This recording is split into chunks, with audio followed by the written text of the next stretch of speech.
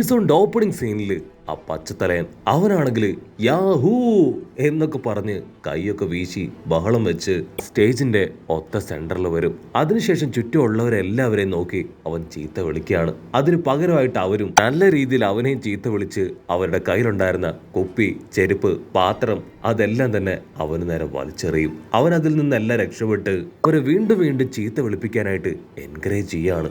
ലൂഫിക്കാണെങ്കിൽ ഒന്നും മനസ്സിലാവില്ല. അവൻ ആ ചുന്ദരൻ പൈലറ്റിനോട് ചോദിക്കും, ആക്ച്വലി ഇവൻ ആരാണ്, ഇവനോടെന്താ ജനങ്ങൾക്ക് ഇത്രയും പകയും ദേഷ്യവും? അതിനവൻ പറയും, അവനൊരു വൃത്തികെട്ട പൈലറ്റ് ടീമിന്റെ ഹെഡാണ്, ലോക വൃത്തികെട്ടവൻ.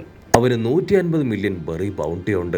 ഒരുപാട് ബാഡ് ആയിട്ടുള്ള കാര്യങ്ങളൊക്കെ ചെയ്ത് എല്ലാവരുടെയും വെറുപ്പ് സമ്പാദിക്കലാണ് അവന്റെ പ്രധാനപ്പെട്ട ജോലി. ഇവിടെയാണെങ്കിൽ അവൻ അവരെ ചീത്ത പറഞ്ഞുകൊണ്ടേയിരിക്കും. അതിനുശേഷം കറുത്ത കളറിൽ എന്തോ എന്ന് മുകളിലേക്ക് വലിച്ചെറിയും. ജനങ്ങൾക്കാണെങ്കിൽ ഒന്നും മനസ്സിലാവില്ല. അവനെന്താ മുകളിലേക്ക് എറിഞ്ഞെന്ന് പറഞ്ഞ് അവരതിനെ കാര്യമായിട്ട് നിരീക്ഷിക്കും. അപ്പോഴായിരിക്കും അവർക്ക് മനസ്സിലാവുക അത് വെറും ഒരു ബോളല്ല, അതൊരു ബോംബാണ്. ഓ നോ, രക്ഷിക്കടാ എന്നൊക്കെ നിലവിളിച്ച് ഇപ്പൊ ഓരോരുത്തരും ഓരോ വഴിക്ക് ഓടുകയാണ്. അവിടെയാണെങ്കിൽ ഒരുപാട് ജനങ്ങൾ ഉള്ളതുകൊണ്ട് തന്നെ എവിടേക്ക് ഓടണം, എങ്ങനെ രക്ഷപ്പെടണം എന്നൊന്നും മനസ്സിലാവില്ല. പരസ്പരം കൂട്ടിയിടിച്ചും തള്ളി താഴെയിട്ടും അടിയുണ്ടാക്കിയൊക്കെ അവർ രക്ഷപ്പെടാൻ ശ്രമിക്കും. ആ ബോംബാണെങ്കിൽ പറന്നു വന്ന് ജനക്കൂട്ടങ്ങളുടെ ഇടയിലേക്ക് വീഴുകയാണ്. ജനങ്ങളെല്ലാവരും അതിലേക്ക് എത്തി നോക്കും. അവർക്ക് അവരുടെ ഹാർട്ട് ബീറ്റ് അത് കൂടി വരികയാണ്. അടുത്ത നിമിഷം അത് പൊട്ടിത്തെറിച്ച് അവർ മരിക്കാൻ പോവാണ്. പക്ഷെ ഒരുപാട് സമയം കഴിഞ്ഞിട്ടും അവിടെ ഒന്നും സംഭവിക്കുന്നില്ല. അവർ പതിയെ അതിന്റെ അടുത്തേക്ക് വന്ന് നോക്കും. അത് ബോംബല്ല, വെറും ബോളാണ്. ഇവിടെ ആ കപ്പട മീശക്കാരനാണെങ്കിൽ പച്ചത്തലയനോട് പറയും, നീ ഇനിയും ഇതുപോലുള്ള ഓരോ കാര്യങ്ങൾ ചെയ്താൽ അവർ നിന്നെ കൂടുതൽ വെറുക്കും. അതിനവൻ പറയും, എനിക്കാരെയും ഇംപ്രസ് ചെയ്യേണ്ട ആവശ്യമൊന്നുമില്ല, ആരുടെ സ്നേഹവും ബന്ധങ്ങളും സപ്പോർട്ടും ഒന്നും എനിക്ക് വേണ്ടെന്ന് പറഞ്ഞ് അവനങ്ങനെ 32 പല്ലും കാണിച്ച് എളിക്കും. ലൂഫിക്കാണെങ്കിൽ അവനെ കാണുമ്പോൾ കുറച്ച് പേടിയും തോന്നും, ഭയങ്കര വിയേർഡായിട്ടും തോന്നും. ഇതുപോലൊരു പ്രാന്തനെ നമ്മുടെ ചെക്കൻ ഇതുവരെ കണ്ടിട്ടില്ല.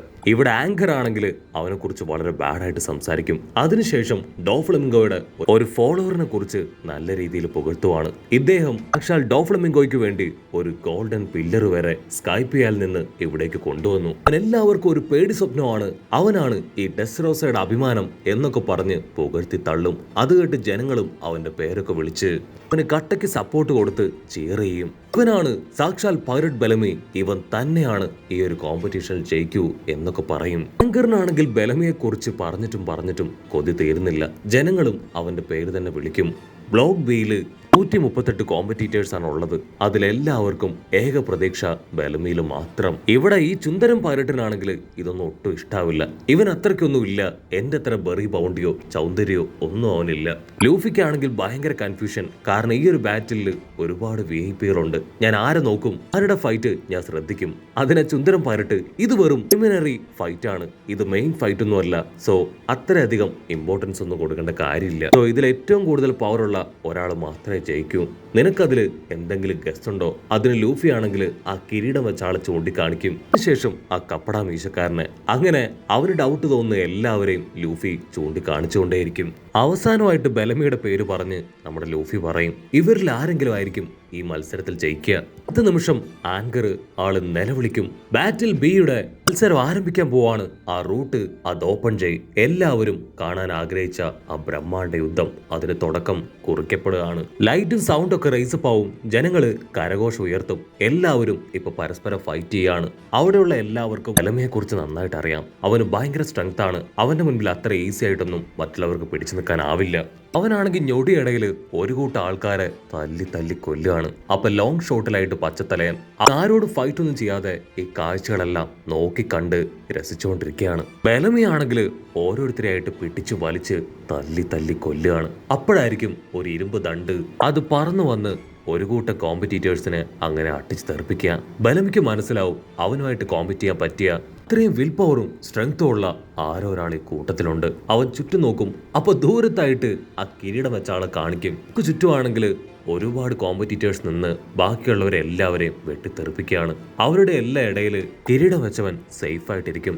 ജനങ്ങളാണെങ്കിൽ നിലവിളിച്ചു പറയും, ഇത് ഈ കളിയുടെ നിയമത്തിന് എതിരാണ്, ഇതെല്ലാവരും ഇൻഡിവിജ്വൽ ആയിട്ട് കളിക്കേണ്ട ഗെയിമാണ്, ഒരു കാരണവശാലും ഫേവർ ചെയ്തോ ഗ്രൂപ്പായിട്ടോ കളിക്കാൻ പാടില്ല. അപ്പോൾ ആ മീശക്കാരനാണെങ്കിൽ സിമ്പിളായിട്ട് പറയും, ഇത് ഞങ്ങളുടെ ഇഷ്ടമാണ്, ഞങ്ങൾക്ക് ഇഷ്ടമുള്ളതുപോലെ ഞങ്ങൾ ഫൈറ്റ് ചെയ്യും. നിങ്ങൾ വേണമെങ്കിൽ കണ്ടാ മതി, അല്ലെങ്കിൽ എഴുന്നേറ്റ് പോ എന്നൊക്കെ പറഞ്ഞ് അവനും കണ്ണി കിട്ടിയവരെ എല്ലാവരെയും ഇട്ടിച്ച് തെറിപ്പിക്കും. ആക്ച്വലി ഈ ഒരു കപ്പട തലേന്റെയും ബാക്കിയുള്ള അവന്റെ കൂടെ ചേർന്ന് നിന്ന് ആ കിങ്ങിനെ പ്രൊട്ടക്ട് ചെയ്യുന്ന ആൾക്കാരെല്ലാവരും ആ കിങ്ങിന്റെ സബോർഡിനേറ്റ്സ് ആണ്. ആ കിങ്ങിന് ഭയങ്കര പവറാണ്. ആൾക്ക് എങ്ങനെയെങ്കിലും ആ ഡൗട്ട് ഫ്രൂട്ട് അത് എത്തിച്ചു കൊടുക്കുക എന്നതാണ് അവരുടെ എല്ലാവരുടെയും ശ്രമം. ആ കിങ് ക്യാഷ്വലായിട്ടൊന്ന് പുള്ളപ്പ് ചെയ്താൽ മതി, അവിടെയുള്ള ചുമരെല്ലാം തന്നെ ഇടിഞ്ഞു വീഴും. പക്ഷെ അവൻ ഒരുപാട് തവണ വാമപ്പ് ചെയ്താൽ മാത്രമേ അവന്റെ പവർ അത് റിലീസ് ചെയ്യാനായിട്ട് പറ്റൂ. ഒരേ ഒരു പഞ്ച്, ആ ഒരൊറ്റ പഞ്ചില് അവനെ കൊണ്ടെല്ലാം തകർക്കാൻ കഴിയും. അതിനാണ് ഈ കിങ് വന്നത് മുതൽ വാമപ്പ് എടുത്തുകൊണ്ടേയിരിക്കുന്നത്. അവന്റെ പഞ്ച് അത് മിസ്സാകാതിരിക്കാൻ കൂടെയുള്ളവരെല്ലാവരും ആളെ പ്രൊട്ടക്ട് ചെയ്യുകയാണ്. അപ്പടമീശക്കാരനാണെങ്കിൽ കിങ്ങിനോട് ചോദിക്കും, കിങ് എല്ലാം ഓക്കെ ആയോ? ആ ഒരു ഹെവി പഞ്ച് അത് വെക്കാൻ ടൈം ആയോ? അതിനാ കിങ്, ഇല്ല അതിന് ടൈം ആയിട്ടില്ല, ഇനിയും സമയം ആവശ്യമാണ്, അതുവരെ നിങ്ങൾ ഫൈറ്റ് ചെയ്യ്. ഇവിടെ ബെലമിക്കാണെങ്കിൽ കാര്യം പിടികിട്ടും. അവൻ ടാറ്റിക്സ് ഒക്കെ ആലോചിച്ച് ഇപ്പൊ ആ കിങ്ങിനെയും ആളുടെ അസിസ്റ്റൻസിനെയും അട്ടിച്ച് തെറിപ്പിക്കാൻ റെഡിയാവും. ബെലമിയെ പോലെ തന്നെ വേറെ ആൾക്കാർ ആ കിങ്ങിനെ ഫോക്കസ് ചെയ്യും. അത് കണ്ട അവന്റെ ഒരു അസിസ്റ്റന്റ് ഇരുമ്പ് ദണ്ട് വെച്ച് അവറ്റകളെ അട്ടിച്ച് പറപ്പിക്കുകയാണ്. മുകളിലേക്ക് പറന്നു വരുന്ന അവരെ ആ മോൺസ്റ്റർ ഫിഷുകൾ എടുത്തു ചാടി ഡൈവ് ചെയ്ത് അങ്ങനെ ക്യാച്ച് ചെയ്ത് വെള്ളത്തിലേക്ക് സ്റ്റൈലായിട്ട് ചാടും. ഇവിടെ ബെലമിയാണെങ്കിൽ ഫുൾ കലിപ്പില് ആ ഗതയെടുത്ത് അടിക്കുന്നവന്റെ തൊട്ടടുത്തേക്ക് വരും. നീ ഡെസ്റോസയിലെ ഒരു നല്ല സോൾജിയർ അല്ലേ, നീ എന്തിനാ ഈ ഒരു കിങ്ങിനെ പ്രൊട്ടക്ട് ചെയ്യാൻ നോക്കുന്നേ? മര്യാദയ്ക്ക് മത്സരിച്ച് വിജയിക്കാൻ നോക്കാതെ നീ എന്തിനാ അവന് പാദസേവ ചെയ്യുന്നേ? അതിനവൻ പൊട്ടിച്ചിരിക്കും. എനിക്ക് ഈ ഡൗട്ട് ഫ്രൂട്ടിന്റെ ഒന്നും ആവശ്യമില്ല. ആ കിങ് എനിക്ക് ആവശ്യമുള്ളതിലും അധികം പണം തരാമെന്ന് ഓഫർ ചെയ്തിട്ടുണ്ട്. എനിക്ക് മാത്രമല്ല, അവിടെ നിൽക്കുന്ന എല്ലാവർക്കും ആൾ ക്യാഷ് കൊടുക്കും.